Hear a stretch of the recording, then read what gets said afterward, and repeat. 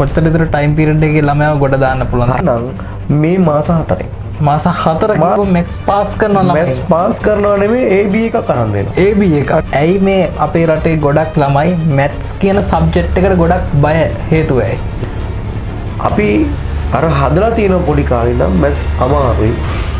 Maths ළමයි හැමෝටම තේරුම් ගන්න බෑ.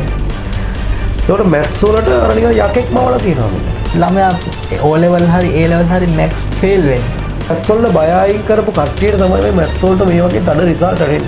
ඒක මට කරන්න පුළුවන් වෙලා තියෙන්නේ. මගේ මෙතඩ් එක තමයි මැත්ස් උගන්වන්න කලින් මැත්ස් ඔයාට ඉගෙන ගන්න පුළුවන් සබ්ජෙක්ට් එකක් කියලා කියලා දෙන්න ඕන. මට මැත්ස් අමාරුයි. මැත්ස් අමාරුයි කියන එක එහෙනම් මම පාඩියේ අමාරුම සබ්ජෙක්ට් එකට තමයි මේ ඔබ ක්ලාස් කළේ. කවුරුද දෙන්නේ හිටියා? 4 දෙනාගේ 3 දෙනෙක්ට කෙනෙක්ට බී. හරි. එක ළමයෙක්ට ඒ 9ක් කඩකාම්බරේ දාපු ක්ලාස් එකට ළමයි කී දෙනෙක් වගේ ක්ලාස් එකට සහභාගී වුණාද? මේ ඔය හොඳ කතාවක් තියෙනවා. බයිසිකල් එක කොල්ලෙක් ආවා මේ රූම් ගාලා ඇවිල්ලා බයිසිකල් නතර කරලා දැන් මට තියෙනවා දැන් මූලික ඇම්බරනවා වගේ එකක්. ඇයි පුතේ? සර් මම කාලසටහන අහගෙන යන්න තමයි ආවේ කිව්වා. දැන් මූඩ් නෑ මගේ මූණ අර තිබ්බ බලාපොරොත්තු ඔක්කොම සුන් වෙලා ගියා. මේ ටියුෂන් ක්ලාසස් පටන් ගද්දී ඔබට මොනවාද අභියෝග ආවුණාද? එහෙම කෙනෙක්ට කවුද පන්ති දෙන්නේ? මොකක්ද තියෙන සුසුකම? ඒවල මැත්ස් කරා කියන එකද? මට මැත්ස් පුළුවන් මම උගන්වනවා. මට පන්තියක් දෙන්න උගන්වන්න කියලා මම කතා කරේ. ඒත් එයාලා මාව රිජෙක්ට් කළා. ශාන් සිරිවර්ධන කියන්නේ කවුද? ශාන් සිරිවර්ධන කියන්නේ වෙන්න කලින්. ශාන් සිරිවර්ධන වෙන්න කලින් සාමාන්‍ය තරුණයෙක්. හැබැයි මට හීනයක් තිබ්බා. ළමයින්ගේ ජීවිත වෙනස් කරන හීනයක් තිබ්බා. ඒ හීනේ වෘත්තියට පිවිසෙන්නේ සාමාන්‍යයෙන් කී වගේ වර්ෂයේද? මම 2021 තමයි රජයේ පාසල් ගුරුවරයෙක් විදිහට. අයිබෝවන් නිපුණ විජේසිංහ YouTube නාලිකාවට අදත් ඔබ සාදරයෙන් පිළිගන්නවා. ඉතින් අද අපගේ ආරාධිතයා විශේෂ චරිතයක්. දහස් ගණනක් සිසුන්ගේ ජීවිතය වෙනස් කර සුපිරි චරිතයක් අද අපිත් එක්ක ඉන්නවා. ඉතින් අද අපි ඔහුව සාදරයෙන් පිළිගන්නවා. ඉතින් ඔහු ශාන් සිරිවර්ධන. අයිබෝවන්. අයිබෝවන්. අද හැමෝම දන්න ශාන් සර් වෙන්න කලින් ශාන් සිරිවර්ධන කියන්නේ කවුද? ශාන් සිරිවර්ධන කියන්නේ ශාන් සිරිවර්ධන වෙන්න කලින් සාමාන්‍ය තරුණයෙක්. හැබැයි මට හීනයක් තිබ්බා. ළමයින්ගේ ජීවිත වෙනස් කරන හීනයක් තිබ්බා. ඒ හීනේ පණ ගන්නවන මම සෑහෙන try කරා. ඒ උත්සාහය මත තමයි අද මම මෙතන ඉන්නේ. තව දෙයක් තමයි ඒ කාලේ මම අප්‍රසිද්ධ චරිතයක්නේ. ඒකට මේ තැනට එන්න ගොඩාක් ප්‍රශ්න බාධක තිබ්බා. ඒ බාධක නිසාම තමයි අද මම මේ තැනට ඇවිල්ලා. අපි ගත්තොත් ඔබේ ජීවිතයේ අමාරුම කාලය මොකක්ද කියලා ඔබට කියන්න තියෙන ඒ කාලය රාමුව මොකක්ද? අමාරුම කාලය කියන්නේ නිපුණ අමාරුම කාලේ තමයි මාව හදපු කාලේ. කියන්නේ ශාන් සිරිවර්ධන කියන නම හදන්න මූලික වුණ පදනම තිබ්බේ ඔය අමාරු කාලේ කියන තැන. මම මුලින්ම පාසල් ගුරුවෙක් වෙන්න කලින් ටියුෂන් ශාස්ත්‍රයේ අතගැව්වේ. ඔබ පාසල් ගුරු වෘත්තියට පිවිසෙන්නේ සාමාන්‍යයෙන් කී වගේ වර්ෂයේද? මම 2021 තමයි රජයේ පාසල් ගුරුවෙක් විදිහට මම සේවය ආරම්භ කරන්නේ. මේ එතකොට ඔබට වයස කීයද? ඒතකොට අවුරුදු මට 27යි. අවුරුදු 27යි. හැබැයි මම ගුරුවරයෙක් විදිහට එන්න ආසාවෙන් හිටියේ ටියුෂන් ශාස්ත්‍රයට. A level කරලා ඉවර වෙච්ච ගමන්ම මම උගන්වන්න පටන් ගත්තා. ඒ කියන්නේ ආසාවක් තිබේ. මේක මගේ ආසාව. ඒ ආසාව ඉෂ්ට කරගන්න එක තමයි මගේ ඔළුවේ වැඩ කරේ. ඒකට රිසල්ට් ඇවිල්ලත් නැහැ මොකුත් නැහැ. එක්සෑම් ලිව්වා. ඊළඟ මාසේ පන්ති පටන් ගන්න තමයි මම try කරේ. හැබැයි ඒක හිතන තරම් සාර්ථක වුණේ නැහැ. ඔබ මුලින්ම ක්ලාස් ටියුෂන් ක්ලාසස් පටන් ගද්දී ඔබට මොනවද අභියෝග ආවේ මොනවද? අභියෝග කියන්නේ දැන් අපි අර ඒ කාලේ ෆිසිකල් මෙතඩ් එකෙන්ද ඔන්ලයින් මෙතඩ් එකෙන්ද? නෑ ඔන්ලයින් තිබ්බේ නේ. ඔන්ලයින් අපි කොරෝනාත් එක්කනේ මේ ඔන්ලයින් කතාව අපි ඊට වෙන්නේ පුණා. ඒතකොට දැන් මේ දැන් අර අමාරුම කාලේ දැන් කොහොමද පටන් ගත්තේ කියන්නේ අපිට. පටන් ගන්න පන්තියක් තියෙන්න බෑ. පන්තියක් කරන්න. පන්තියක් තියෙන්න බෑ. අර මට අර ඉන්ඩිවිජුවල් එක මට එහෙම තේරුන්නේ නෑ කොහොමද ආරම්භය ගන්න කියලා. මම හොයාගෙන ගියා ඒ පැත්තේ. ඒ කියන්නේ මම දුම්බලසූරේ, කුලියාපිටිය, මාදම්පේ, හලාවත වගේ ආයතන කීපයකට ගියා. ඒකට දැන් මම අවුරුදු A level ලියලා පහෝදා ඉඳන් යන කියන්නේ ඒ කාලෙම ඒ ලෙවල් ටික කාලෙකින් මම යනවා පන්ති හොයාගෙන. පන්ති හොයාගෙන. ඒකට එහෙම කෙනෙක්ට කවුද පන්ති දෙන්නේ? මොකක්ද තියෙන සුසුකම? ඒ ලෙවල් මැත්ස් කරා කියන එකද? එතකොට ඒක මත මේ මගේ ඔළුවේ එහෙම එකක් වැඩ කරේ නැහැ. මට මැත්ස් පුළුවන් මම උගන්වනවා. මට පන්තියක් දෙන්න උගන්වන්න කියලා මම කතා කරේ. ඒකට එයාලා මාව රිජෙක්ට් කළා. හරි මම කතා කරන්නම්කෝ. නම්බරේ දිරන්නකෝ. මේ එහෙම ආයතන බර ගානකට ගියා. ගිහිල්ලා මට දැන් එන ඇත්තම කියන්නේ හරි දුකයි. දැන් කවුරුත් මට chance එකක් දෙන්නේ නැහනේ. මං අඳුරන සර්ලා ගාවට ගියා. මං පන්ති ගිය සර්ලා ගාවට ගියා. හැබැයි මගේ ඔළුවේ තිබ්බේ මෙයාලා මට chance එකක් දෙන්නේ නැහැ කියන එක. මගේ ඔළුවේ වැඩ කරේ නැහැ. මම මේකට තාම සුදුසු නැහැ කියන එක. ඒතකොට මම ගත්ත තීරණය තමයි හරි මම ආයතනයක් පටන් ගන්නවා. මම එහෙම කියලා තමයි ඇස්ට්‍රන් කියලා නමක් දාගෙන මුකුත් මනේ මගේ අතේ සතපහක්වත් නැහැ. තාත්තා ඩෙස් බංගු ටිකක් හදලා දුන්නා. කඩ කාමරයක පන්ති පටන් ගත්තා. හොඳයි පන්ති පටන් ගත්තා. පන්ති පටන් ගත්තා. ඔබ අපිට කිව්වා ඔබ පළවෙනි ක්ලාස් එක පටන් ගත්තේ ඩෙස් බංගු ටිකක් තියාගෙන පොඩි කඩ කාමරයක් කියලා. ඉතින් ඒ කඩ කාමරේ දාපු ක්ලාස් එකට ළමයි කී දෙනෙක් වගේ ක්ලාස් එකට සහභාගී වුණාද? මේ ඔක හොඳ කතාවක් තියෙනවා ඔකට මේ සමහරවිට ඒ කාලෙම පන්ති නතර කරන්න තිර තිබ්බා. මේ දැන් පන්තිය පටන් අරගෙන මේ අර වෙන පන්ති වල වගේ මං හිතන් ඉත මම ගියේ පන්තිස් තියෙනවනේ. ඒ පන්ති වල ළමයි 1000 2000නේ. මේ මං හිතුවේ දැන් දාපු ගමන් හිට ළමයි ඒ කියලා. පළවෙනි දවසේ යනවා. හොඳට ඇඳලා කරලා යන්නේ. හොඳට ඇඳලා කරලා ගිහිල්ලා 7:00ට කිට මරාගෙන ඉතින් ඉන්නවා. ළමයි නෑ පන්තියේ.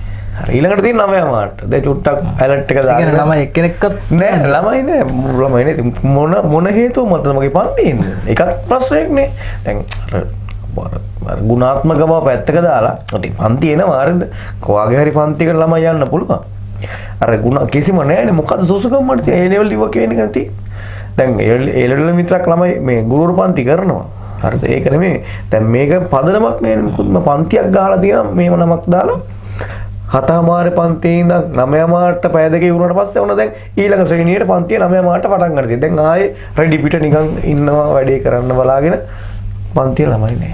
හරිද? ওই විදිහට හවස 5:00 6:00කම දවසම ගිහිල්ලා ඒ විදිහට මේ කියන්නේ දවස් කීයක් වගේ ගියාද ළමයි? මාස 3ක් ගියා. මාස 3ක්. මාස 3ක් ගියා. මේ ලස්සන කතාවක් මේක. ඒක ඕන ටියුෂන් ගුරුවෙක්ට ඕන කෙනෙක් මේක ලස්සන කතාවක්. මේ මට වෙච්ච ඇත්තම සිදුවීම ජීවිතේ. හරිද? මම ඒ හින්දා ඒක හේතුවක් කරගෙන මේ දැන් එන මගේ ආයතනයේ එන ගුරුවරුන්ට පවා මගේ හඳුනන ගුරුවරුන්ට පවා කවදාවත් මට දෙන්න පුළුවන් සපෝට් එක ළමයෙක්ද ඒ ළමයා අනිවාර්යෙන් ඉන්නවා. ඒ දුක දෙන්නේ කාටවත්. මාස 3න් පස්සේ සාමාන්‍ය ළමයි කී දෙනෙක් වගේ සහභාගී වුණා? දැන් මාස 3ක් ගියා. හරිද? මාස 3ක් ගියා. අර ඉස්සර කටවුට් ටික දාලා වෙලාවල් ටික දාලා තියනනේ. බයිසිකල් එක කොල්ලෙක් ආවා මේ රූම් ගාලා ඇවිල්ලා බයිසිකල් නතර කරලා දැන් මට එන්න දැන් ගැම්ම වරෙන් ළමෙක් ආවනේ හරි ඇවිල්ලා ඩක් ගාලා මං කිව්වා ඉඳ ගන්න කියලා ඉඳගත්තා හරි මේ කීවසද දැන් අර වෙලාව දන්නවනේ මේ වෙලාවට මේ ළමයි එන්නේ හරි 10 වසර කිව්වා හරි මං කල්ලියා ගන්න පාඩම් පරිමිතිය මුලින්ම තිය පාඩම් පරිමිතිය වචනෙන් මේනවා ඒක අහන්න දෙන්නේ මට හොඳට මතකයි ඔලුවට එනවා හරි පරිමිතිය කියලා ලියලා වැඩේ පටන් අරගෙන මේ මට තියෙනවා මූ නිකන් ඇම්බරන වගේ එකක් ඇයි පුතේ සර් මම මේ කාලසටහන අහගෙන යන්න තමයි ආවේ කිව්වා. දැන් මූණ නෑ මගේ මූණ අර තිබ්බ බලාපොරොත්තු ඔක්කොම සුන් වෙලා ගියා මේක ආයෙත් නැති වෙයිද දන්නේ නැහැ. ඊපස්සේ මම පොඩ්ඩක් බදාගෙන ආයි ඊළඟ දවසේ එන්න තියෙනවා. දැන් පොඩි පාටර් පාරකුත් ගහලා ඉතින් මේමයි ගනම් මේමයි පොඩ දාලා දෙනවා අනිවාර්යෙන් විස්තරත් කියලා මේ ඉලෙන්න ඊට පස්සේ මේ යාළුවෙක් ඉන්නවනේ එක්කන් එන්න කිව්වා. හරිද? හා කියලා මට සදා හැරුට් එකකුත් දාලා ගියා. අනේ ඊළඟ සතිය ආවා තව යාළුවෙක් එක්ක. ඔහොම පන්තිය පටන් ගත්තා පන්තිය ළමයි 4යි. කතෝලික පැත්තක්නේ කට්ටිමහන දුම්මලසේ කට්ටිමහන කට්ටිමහන ඔව් කට්ටිමහන කියන්නේ ගොඩක් ප්‍රසිද්ධ කට්ටිමහන පල්ලිය. පල්ලිය ඉස්සරහමයි මම පොඩි කඩ කාමරයක් ගත්තා මේ චූටි කඩ කාමරයක්. සමහරනේ ඒ කාලේ හැටියට රෙන්ට් එක කීයද කඩ කාමරේ? රෙන්ට් එක 2000යි. 2000යි මාසෙට. මේ ඒතර බය ටියුෂන් ෆීස් කොහොමද ඒ දවස්වල ගිය රේට් එක? විස්තරේ දැන් කොහොමද දැන් කතා අධික කියසරනේ. දැන් මම මුලින්ම කියන්න දැන් ඔය ආපු කට්ටියට මොකද උනේ වගේ එකක්. ඒකේ ආපු 4 දෙනෙක් හිටියා. 4 දෙනාගේ 3 දෙනෙක්ට එක්කෙනෙක්ට බී. හරි. එක ළමයෙක්ට ඒ 9ක් තිබ්බ හරි 8යි B එකයි. ඒතකොට මේ මම මේ රිසල්ට් ටික තියලා මම තියාගෙන ඉන්නේ. හැබැයි මේ අපිට කැමරාවකට පෙන්නන්න බලන්නකෝ. මෙයා අපේ කතෝලික පැත්තනේ. එතකොට මේ කතෝලික ආගමට නම් මිනිහට ඒකක් තියෙනවා. ඒකක් තියෙනවා. එතකොට සිංහල වලට ඉංග්‍රීසි වලට W ගණන් වලට A. ගණන් වලට ඒ maths වලට. maths වලට A. ඔය වගේම තව රිසල්ට් එකක් තියෙනවා මේ මේ අර මේ අඩුම දෙන්නගේ එක තමයි මම තියාගත්තේ. හරිද? අර දෙන්නයි කොහොමත් එයාගේ 5යි එක්කෙට අනිත් එකට ඒ 8යිද කොහෙද? මේ අනිත් එක්කෙනා මෙයාගේ කතෝලික A සිංහල S ඉංග්‍රීසි W ගණන් වලට අමාරුම සබ්ජෙක්ට් එකට තමයි මේ ඔබ ක්ලාස් කළේ. කවුද මේකුණ දැන් වාට මේක අමාරුයි කියලා කිව්වේ? මැක් සාමාන්‍යයෙන් අපි අහලා තියෙන දේ අමාරු වෙන ගොඩක්. හැම ළමයාම කියන්නේ ඒ ගැන ඉස්සරහට කතා කරමු. හරිද? මැත්ස් ගැන අපි ඉස්සරහට කතා කරමු. දැන් මේ අපි කතාවට දැන් යන්නේ මේ දැන් ඔය ඇහුවනේ පන්ති ගාස්තු කීයද කියලා. ඔයාලට මං කිව්වනේ අර මාස 3ක් විතර පන්තියෙන් ළමෙක් අත්තිරේ නැහැ කියලා. මගේ පන්තියෙන් අතර වෙන්න තිබ්බා. මම පළවෙනි මාසේ දිස්බංගු ටික තාත්තගෙන් හදාගෙන කටවුට් ටික තාත්තගේ සල්ලි වලින් හදාගෙන තාත්තා කොහම රුපියල් 15000 විතර වේදම් කරා එකට. ඒ දවස්වල ඇඩියට 50000ක් වගේ ගාණක් වේදම් කරගත්තා. මේ දවස්වල ගාණක් කියනවා. ගියදම් කළා දැන් පටන් ගත්තට පස්සේ පළවෙනි මාසේ ළමයි නෑනේ ආදායමක් කොහෙන්ද ගෙවන්න. මේ අම්මා සල්ලි දුන්න 2000ක්. ඒ කියන්නේ මේ කඩගාමේ රෙන්ට් එක ගෙවන්න. අම්මා එන බලන්න හරි කමන්නේ ඊළඟ මාසේ කරගෙන යන්නකෝ. දෙවෙනි මාසෙත් දැන් ළමයි නෑනේ. දුන්නාම අම්මේ 2000ක් දෙන්න කියලා ඊළඟ පස්සේ ඒ 2000ක් දුන්නා. අනේ තුන්වෙනි මාසේ යද්දි කිව්වා මෙන්න 2000 මේ අවසාන 2000 ඔයා ගෙදරට වෙලා ඉන්න. මං ඔයාට 2000ක් දෙන්න. ඔය 2000 ගිනිලා කඩේ එක්කනට පූජා කරන්න ඕනේ නෑ. ඔය 2000 දෙන්න මොකද මං ඒතර ඔබේ 2000 ඉතුරුනේ. මේ ඔහොම තමයි එන්නේ. ඊට පස්සේ මාසෙ තමයි අරුන් දෙන්න පන්තියට කොල්ල පන්තියට ආවේ. ඒක එක්ක පටන් ගත්ත එක දැන් අපි ආයතනයක් විදිහට පියවරෙන් පියවර හදාගෙන ගුරුවරුත් දැන් අපිත් එක්ක 20ක් විතර වැඩ කරනවා. ඒතර අපි යම් ගමන නිහඬව යනවා. වැඩක් ඵලදායී ලෙස කරමු. දැන් ඔබ මෙතෙක් කියලා අපිට කිව්වා ඔබ මේලකම් අපු ගමන් වගේ පොඩි කොටසක්. ඉතින් මම මුලින්ම අපේ තවත් ප්‍රශ්නයකට යන්න මම කැමතියි.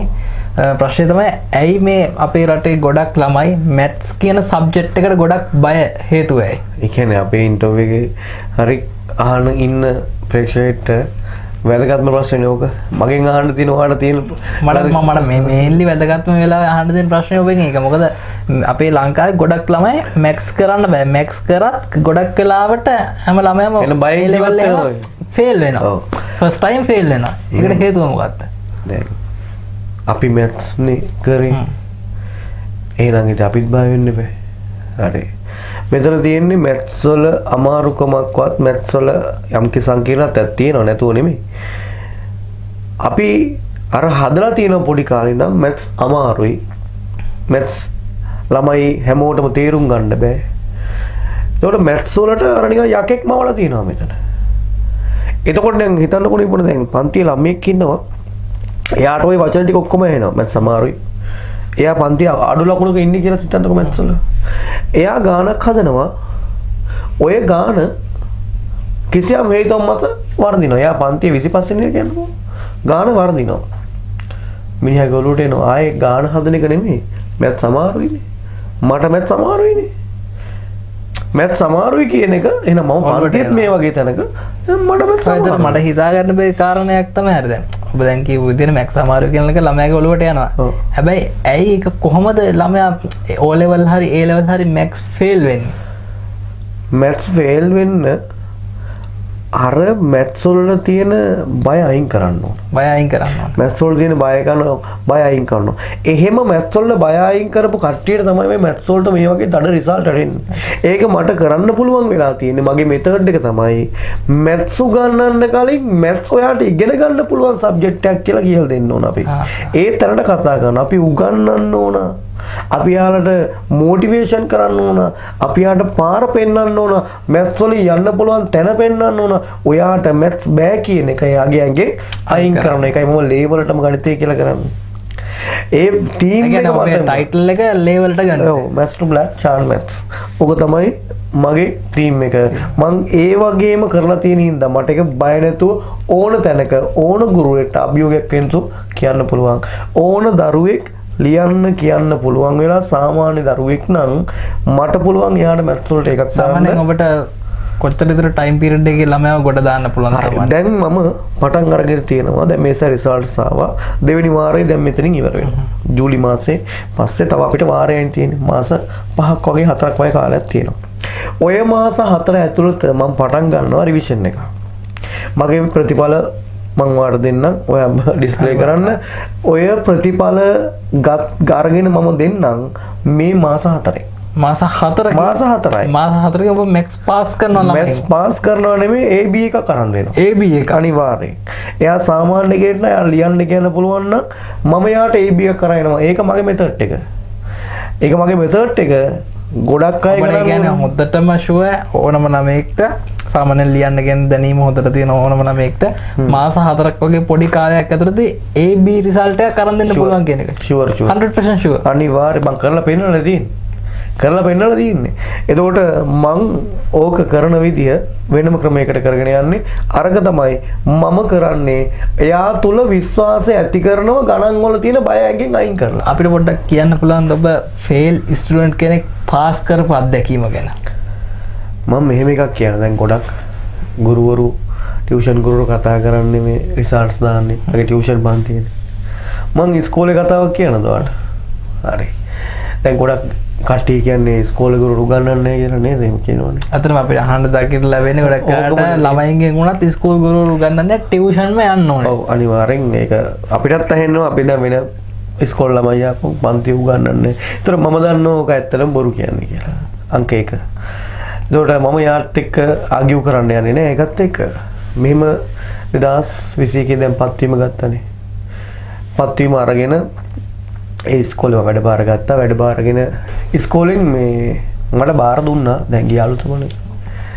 බාර දුන්න ළමයි 38ක්.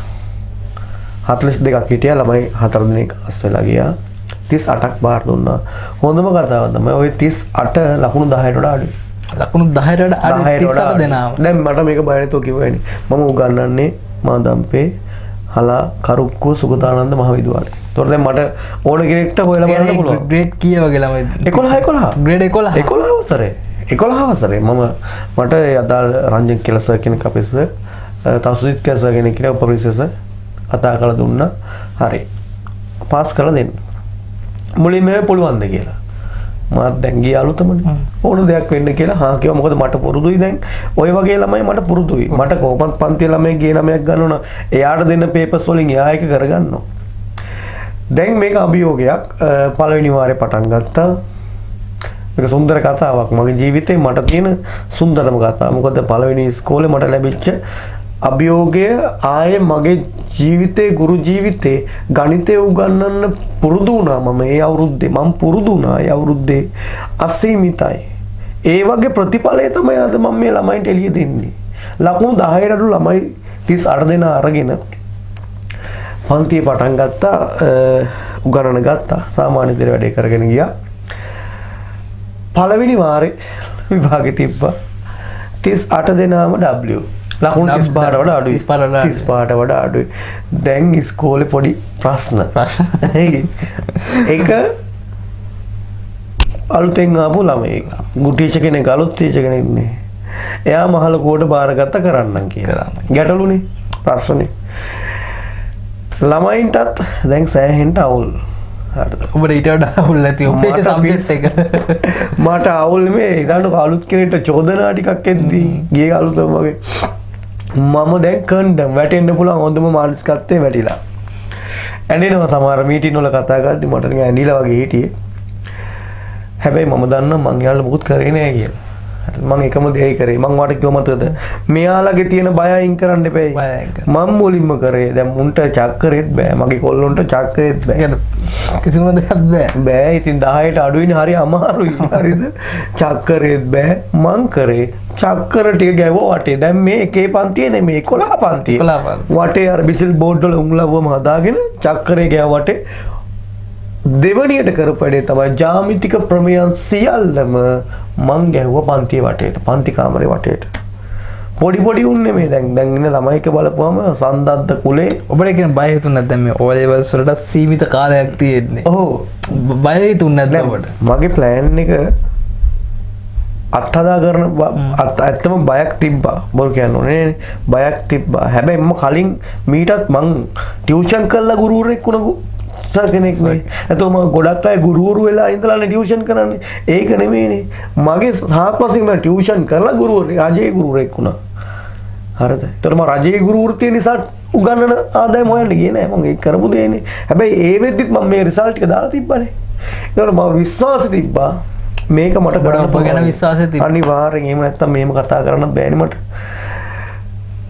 පළවෙනි වාරේ ඩවුන් මම පළවෙනි වාරේ විදි කරලා තිබේ මොකද්ද පාඩම් උගන්වන එක නෙමෙයි භාග කියන පාඩම කරා ಗುಣ කිරීම කරා බෙදීම කරා අර විදියට වටේ නිර්මාණ ටික ගත්තා මේ ඒකට ඉස්කෝලේ මට පොඩි උදව්වකට තිබ්බා මේ 6 7 පන්ති වල ළමයින්ට ගණන් හදන පොඩි පොතක් තිබ්බා ඒක මට හම්බුණා ඉස්කෝලේ. අපි ඒක තමයි 11 ළමයින්ට පළවෙනි වාරෙම කරේ. දෙවෙනි වාරේ ඔහොම ආවා. දැන් පාඩම් ටික පටන් ගත්තා. හැබැයි පටන් ගත්තේ ජ්‍යාමිති. ඒ දැන් වටේට ගහලා තියෙන ජ්‍යාමිතිනේ. හැමෝම අමාරුයි කියන්නේ ජ්‍යාමිතිනේ. ජ්‍යාමිතියේ වැඩේ අමාරු පටන් ගත්තා. ජ්‍යාමිතියේ වැඩේ පටන් ගත්තා. වාරේ ගිහිල්ලා මට පොඩි රිසල්ට් එකක් පෙන්නනවා. පොඩි රිසල්ට් එකක් පෙන්නනම් මම ඔයාලට බලන්නකො මේක රිසල්ට් එක. CCCS ගණන් වලට අර පන්තියේ මේ අර ඒ පන්තියේ ඒ කියන්නේ මාක්ස් 10ට අඩු තිබ්බේ 10ට අඩු ඔක්කොම 10 තුන්වෙනි වාර ලකුණු 10ට ළමයින්ගෙන් ගත්තේ දැන් මේක සාක්ෂිනේ අවුලක් නැහැ ඉස්කෝලේ කතාවක් නේ ඔබ මට ඔය ටික සෙන්ඩ් කරන්න අපි මේක පබ්ලිෂ් කරමු අනිවාර්යෙන් දෙන්නම් ඒ පන්තියේ මට හැබැයි හැමෝමටම ඒත් බී දාන්න බැරුව ගියා ඇත්ත කතා ගන්න බොරු කියන්න බෑනේ ඒ පන්තියේ ලියන්න බැරි ළමයිට ඔය කිව්වට විශ්වාස කරන්න තාමත් ඉස්කෝලේ වල ඉන්නවා ලියන්න බැරි ළමයි අම්මා දෙමාපිය ගැන පොඩ්ඩක් අවධානය දෙන්න ඕන ලියන්න බැරි ළමයි ಗುಣ කරන්න බැරි ළමයි තවම ඉන්නවා දැන් මට මෙයාලා 11 වසරේ හම්බෙන්නේ මට යාට අයන්න ගන්න බෑනේ නිපුණ ඒකට මේ පන්තියේ ළමයි පාස් වුණේ 60%යි. ඒ 60%න් අර පළවෙනි වාරේ W38 කට්ටියගෙන් අවසාන විද්‍යාලයට ගණිතයට AB දාපු ළමයි එක්කම මට පුළුවන් වුණා අර විදියට 160ක් පාස් කරගෙන ළමයි 30ක් විතර මට පාස් කරගන්න පුළුවන් වුණා. හරි ඉතින් ඔබට දැන් පළවෙනි ඔබේ උගන්නන පටන් අරන් ගුරුවෘත්තිය පටන් අරන් පළවෙනි රිසල්ට් එක ආපු දවසේ ඔබට ලැබුණු හොඳම කෝල් එක මොකක්ද? මගේ මෙහෙම පුරුද්දක් තියෙනවා. මම ළමයින්ට කතා කරන්නේ නැහැ. දැන් ටියුෂන් එකේ වේවා ඉස්කෝලේ වේවා ළමයින්ට කතා කරන්නේ නැහැ. එයාලා කතා කරලා කියනවා තමයි. හැබැයි මගේ මෙහෙම දෙයක් තියෙනවා. දැන් මගේ ඔළුවේ හැම ළමයෙක්ම වැඩ කරනවානේ. ප්‍රතිඵල රිසල්ට්ස් එයාලා ලිව වාර විභාග අපේ තිබ්බ එක්සෑම්. ඒවත් එක්ක මට අර හිතා ගන්න පුළුවන් මෙයාට මේ වගේ එකක් එයි කියලා. මං හැම වෙලේම බලන් ඉන්නේ අඩුම ළමයාගේ කෝල් එක එන එක. මිනිහා පාස් නම් ඔක්කොම පාස්. ආයන්න දෙයක් නැහැ. මිනිහා පාස් නම් ඔක්කොම පාස්. මේ සැරෙත් එහෙමයි. මං පණ බය හිටියේ කෝල් එක ගත්තා. මේ කුලිය අපිලා මේ සර් මට C එකක් තියෙන්නේ කිව්වා. ඉතින් ෂාන් මේ පාසල් ගුරුවරයෙක්ගේ සහ ටියුෂන් ගුරුවරයෙක්ගේ අතර තියෙන වෙනස කොහොමද? ඒ කියන්නේ මොන වගේ වෙනසක්ද තියෙන්නේ? ඒක මම මෙහෙම කියන්න. දැන් මම මුලින්ම ටියුෂන් එක පටන් ගත්තේ. එතකොට මේ අර වගේ රිසල්ට් දැන් AB මම දාලා ඉද්දි හිතනවා මේ ඉස්කෝලේ සර් උගන්වන්නේ එහෙම එකක් මගේ ඔළුවේ තිබ්බා. ඔයාගේ ඔළුවේ තිබ්බා. ඔව් දැන් ටියුෂන් අපි තමයි උගන්වන්නේ. ඉස්කෝලේ සර් මොනවද උගන්වන්නේ? දැන් යාට හැමදාම හම්බෙන්නේ නැද්ද ඔය ළමයා? ඉතින් මේ ළමයි ෆේල් වෙන්නේ. අපිට සතියේ ටික දාන්න දවස. එක දවසයි හම්බෙන්නේ. මේ AB දාන්නේ. ඒක කරට කරන්න බැරි. හරි. ඔය මගේ ඔළුවේ තිබ්බා. හරි මම ඒකට හේතු කියන්න කලින් මට වෙච්ච දේ කියන්නම්. දැන් ඔය මං එන උදුම්මගෙන හිටියේ. දැන් ටියුෂන් කාර්යය මට දුන්නොත් පන්තියෙන් පාස් කරනවා. පන්තියෙන් පාස් කරනවා. ඒක තමයි මගේ ඔළුවේ තිබ්බේ. ඔහොම chance එක දැන් මට හම්බුණානේ. දැන් මං ට්‍රේනින් එනවනේ ඉස්කෝල වලට. දැන් පළවෙනි ට්‍රේනින් එක පාසා කාලෙච්ච විනාඩි 40යි අපි පැය 4යිනේ. ටියුෂන් එක පැය 4යි පැය 2යි පැය 3යි ලොකු කාලයක් නේ හරි දැන් පළවෙනි ට්‍රේනින් එකේ පළවෙනි දවස විනාඩි 40යි කාලේ මම ඒකට අදාළ පාඩම් සටහන් ටික ලියාගෙන කරගෙන ගිහිල්ලා උගන්වන්න ගත්තා පාඩම් සටහනෙන් 125ක්වත් ඉවර කරගන්න බැරුව ගියා 125ක් ඉවර කරගන්න බැරුව ගියා මං හිතන් හිටියා අර සාමාන්‍ය දැන් පැය දෙකට මෙච්චරයි අපි උගන්වන්නේ පැයකට මෙච්චරයි විනාඩි 40ට හදාගත්තා අවුලක් නෑනේ මට මොකද උගන්ලා පුරුදු නැති මිනිස්සෙක් පටන් ගත්තා විනාඩි 40 ඇතුළත අරංගිය පාඩමෙන් විනාඩි 25ක් විතර 140ක් විතර කරගන්න පුළුවන් වුණා. 60%ක්ම කරගන්න බැරුව ගියා. අපි හිතන දේ එතන කරන්න බෑ. ඉස්කෝලේ පන්ති කාමරේ ඉන්නවා ගෙදර ප්‍රශ්න තියාගෙන ඉන්න කට්ටිය. හරිද? ගෙදර උදේට දවල්ට කාපු නැති ළමයි ඉන්නවා. හරිද? කැමැත්තෙන් ඉස්කෝලේ ළමයි එනවා, අකමැත්තෙන් ඉස්කෝලේ ළමයි එනවා, ගණන් පුළුවන් ළමයි එනවා, බැරි ළමයි එනවා. දඟ ළමයි එනවා, අහිංසකව ආදරෙන් ඉගෙන ගන්න ළමයි එනවා.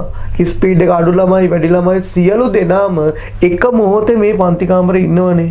ඉන්න ගමන් ගහ ගන්නවා. හරිද? ඔව් ඉතින් ඉස්කෝලේක ළමයි ඉන්න ගමන් ගහ ගන්න නැද්ද? එකාට මේකට අයින තේ අර ටියුෂන් පන්ති කාමරේ එනවා සීමිතයි. ගුරුවරයා කියන එක අහන් ඉන්නවනේ. මොකද ටියුෂන් පන්ති කාමරේ එක සීමිත කාලයක් නෙදින පැය දෙකක වගේ පොඩි සීමිත කාලයක් නෙද. නෑ දැන් මේක මිනිත්තු 40යිනේ. මේ මිනිත්තු තුළ තමයි ඔය සියල්ලම වෙන්නේ. ඒතර අපි අර ටියුෂන් එකේ ගියා. ඉඳගත්තා. සර් උගන්වන්න ගන්නවා, උගන්වනවා, නෝට් එක ටියුට් එක දාලා පොඩි මොටිවේෂන් කතාවක් කියනවා. කමක් නැහැ.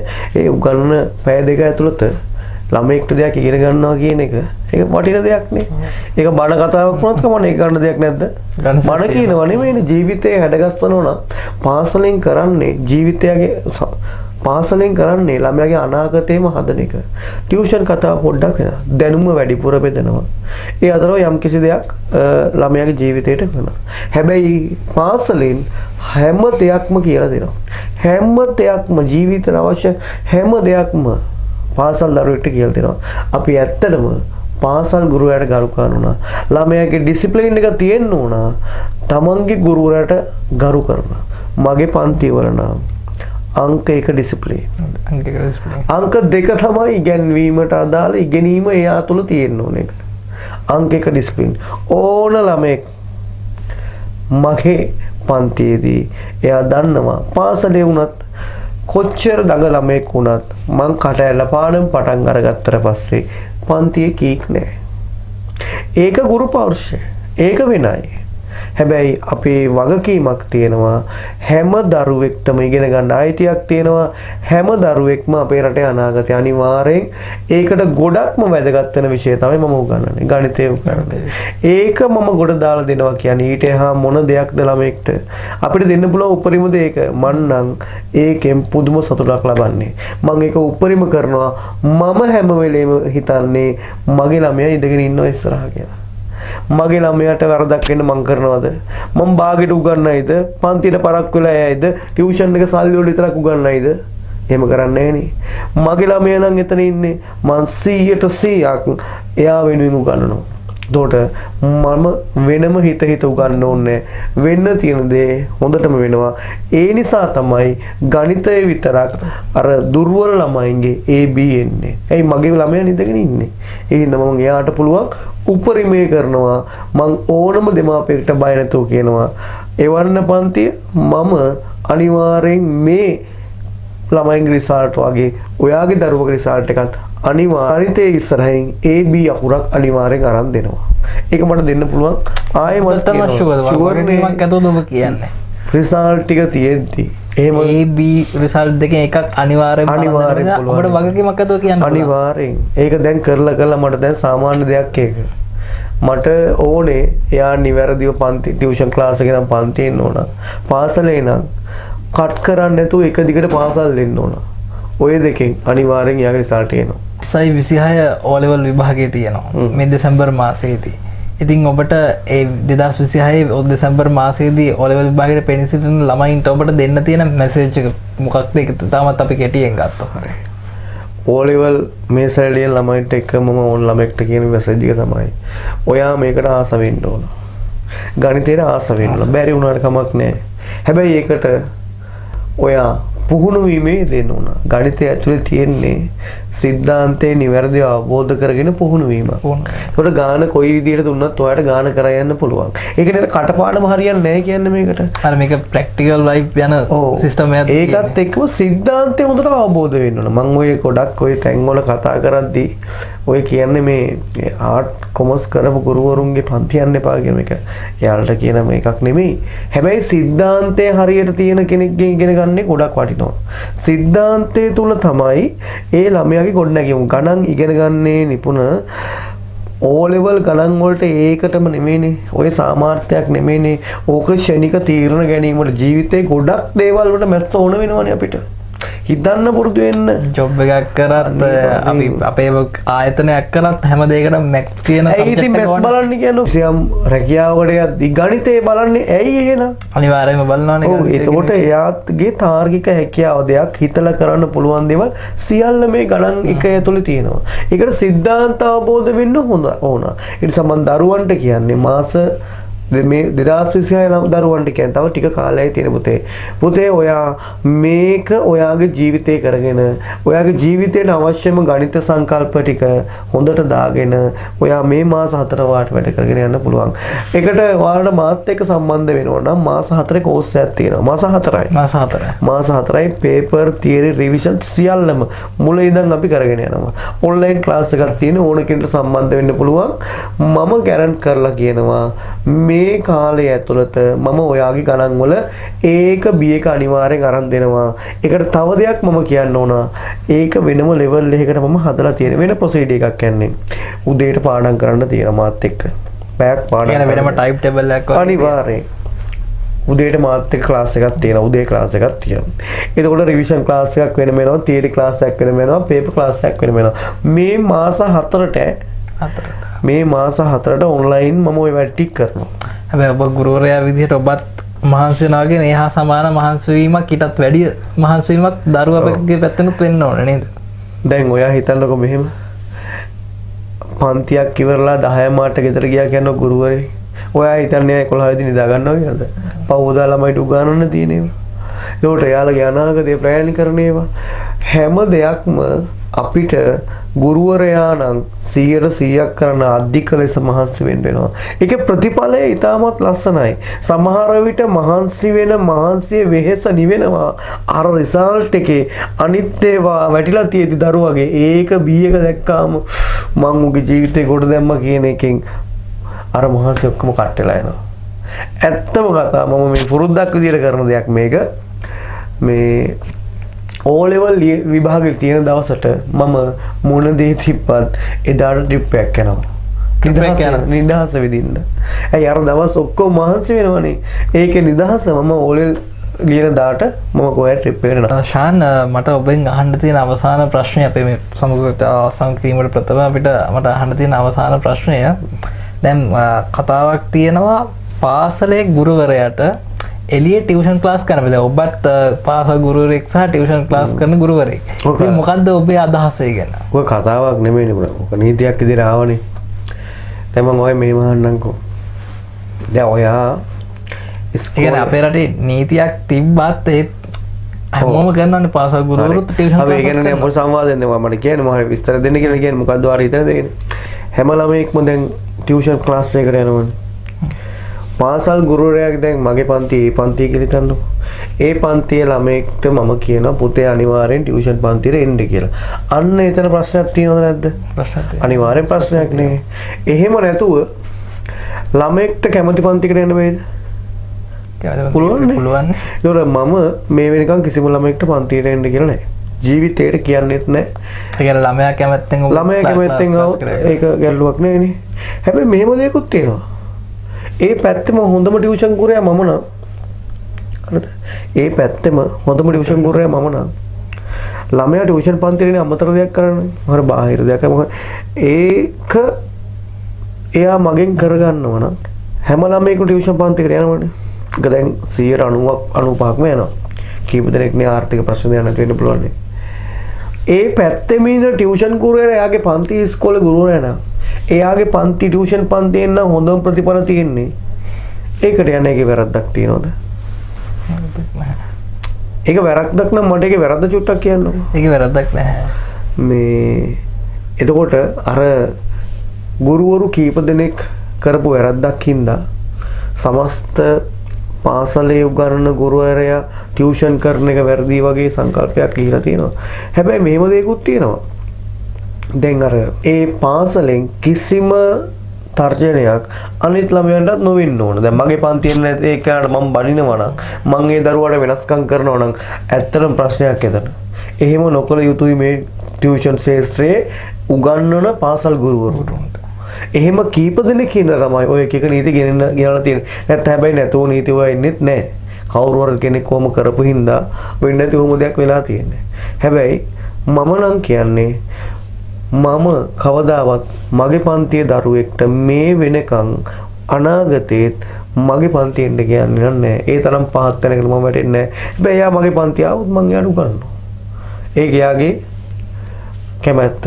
මම මගේ පන්තියේ නෝ ළමයෙක්ට උගන්වනවා. ඒක නීතිමය වශයෙන් එහෙමයි කියලා තහනම් කරලා තිබ්බොත් මම ඒක නතර කරනවා. මට එහෙම කරන්න උවමනාවකුත් නැහැ. මම බලෙන් ළමයට එන්න කියන්නේත් නැහැ, උගන්වන්නෙත් නැහැ. එහෙම කෙනෙක් කියනවා මම එයාව පන්තිය නතර කරනවා. හරි දැන් ඔබ කියන විදිහට අපි අවසාන ප්‍රශ්නයමද අපි වැඩසටහන ඉවර කරන්න හදන්නේ. ඉතින් ඔබ දැන් කියන විදිහට මේ ප්‍රෝග්‍රෑම් එක තුලින්ම අපි කතා කරේ මැක්ස් වලට A එකක් නැත්තම් B එකක් දාමු කියන පිළිබඳව. අනිවාර්යයෙන්. හරිද? එතකොට දැන් මේ ප්‍රෝග්‍රෑම් එක බලන ප්‍රේක්ෂකෙක් ඔබ කන්ටැක්ට් කරගන්නේ කොහොමද? ඔබේ නම්බර් එක කියන්න පුළුවන් නම් කන්ටැක්ට් නම්බර් එක කියන්න පුළුවන්. ඒක ප්‍රේක්ෂකයන්ට ගොඩක් ලේසි වෙයි ඔබ කන්ටැක්ට් කරගත්තේ. ඔන්ලයින් ක්ලාස් එක පටන් ගන්න ඕනේ. ඒකට 077යි 60යි 24යි 890ට තමයි මගේ නම්බර් එක. මේ WhatsApp පරිඩක් දාන්න පාසල ශ්‍රේණිය සහ ඔයා ඉන්න පළාත. ඒතකොට අපේ ඉන්න කාර්ය මණ්ඩලේ කවුරු හරි ඔයාට ඒ විස්තර දැනුම් දෙනවා. නම්බරේට කතා කරන්න. කතා කරද්දී අපේ කාර්ය මණ්ඩලේ කට්ටිය සහාය වෙයි. ඒතකොට එයාලා විස්තර ටිකක් අය විස්තර ටික මෙයා ගන්න.